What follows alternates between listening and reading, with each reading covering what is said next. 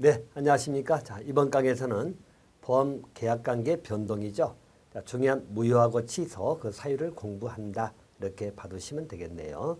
자, 먼저 우리 보험 계약의 무효하고 취소입니다. 자, 무효 사유를 정리합니다. 자, 무효 사유 중에 우리 보험 사고에 객관적 확정이라는 말 나오죠.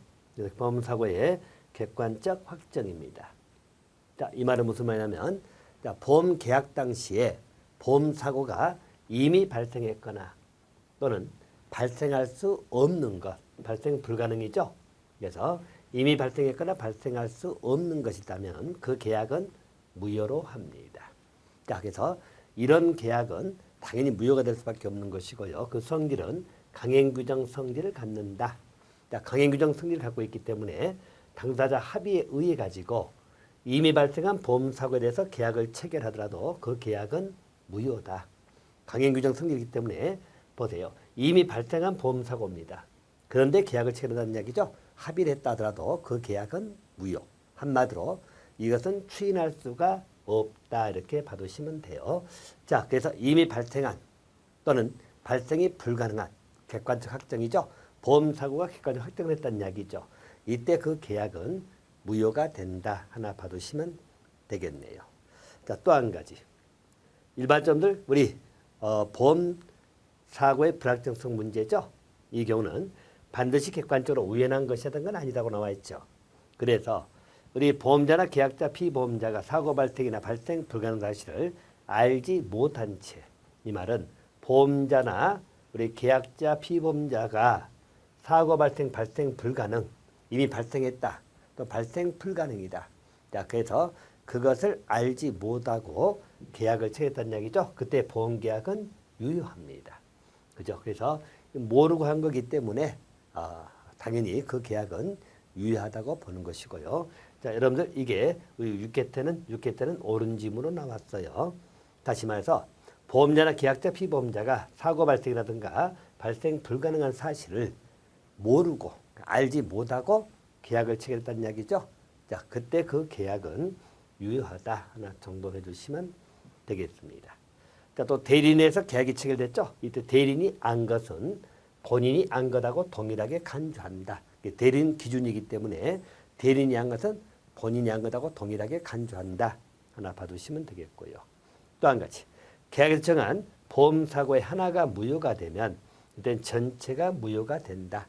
그래서 기본적으로 우리 민법 원리에 따라서 하나가 무효면 전체가 무효가 된다.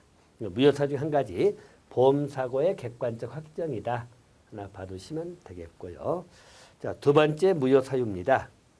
자, 사기에 의한 초과 중복보험이 나옵니다. 자, 손해보험에서 계약자가 사기에 의해 가지고 초과보험 또는 중복보험이 체결된 경우죠. 그때 그 계약은 무효가 된다. 이렇게 봐두시면 돼요. 자, 그래서 초과보험이나 내지는 중복보험은 무효가 된다. 바로 사기에 의한 거라고 보시면 됩니다.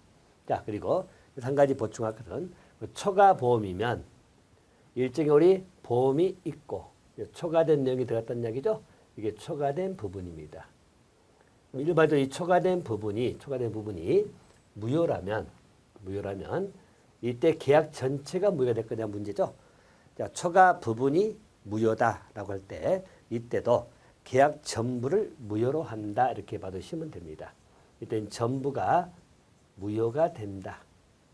초과 부분이 무효일 때도 초과 부분뿐만이 아니라 계약 전부가 무효가 된다라고 받으시면 돼요. 우리 법 672조에 나와 있는 파트입니다. 자, 그렇게 하나 정돈해 주시고요. 아울러서 이 경우 보험자는 그 사실을 알 때까지 보험료 청구할 수 있다는 이야기죠. 사실을 모를 때는 무효인지를 모르겠죠. 청구할 수 있다. 자, 이렇게 봐두시고요. 자, 그리고 일반적으로 입증 책임. 자, 무효를 주장하는 쪽이겠죠. 무효를 주장하는 보험자가 부담한다. 라고 봐두시면 되겠네요.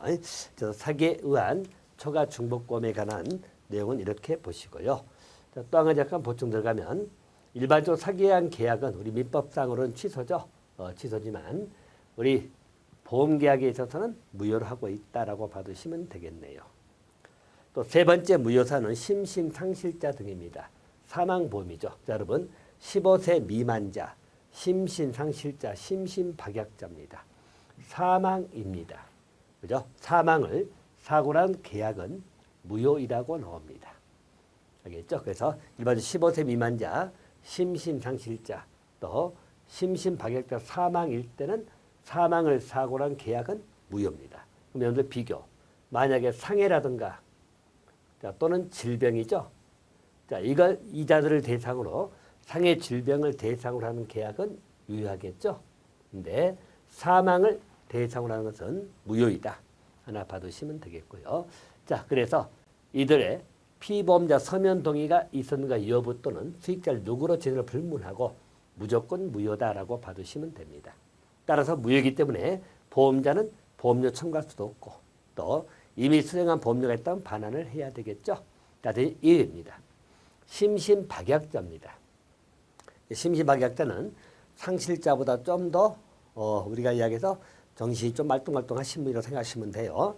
자, 심신박약자 계약을 체결하거나 단체보험의 피보험자가 된다고 나와 있죠. 단체보험입니다. 이 경우는 의사능력이 있다면 그것은 유효하다고 보는 것이에요. 심신박약자는 계약을 체결하거나 또 단체보험의 피보험자 되는 이야기죠. 그때는 의사능력이 있다는 그 조건이 붙어. 의사능력이 있다면 그때는 유효하다. 이렇게 봐주시고요. 또 15세 미만자 상실자 박약자는 위에서 봤죠. 또 상해나 질병이죠. 그런 계약은 유효합니다.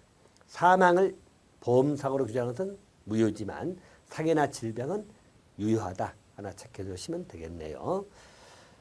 자, 또 네 번째 무효 사유는 타인의 생명보험이 나와 있죠. 자, 일명 사망보험입니다. 타인의 서면 동의가 결여된 계약입니다.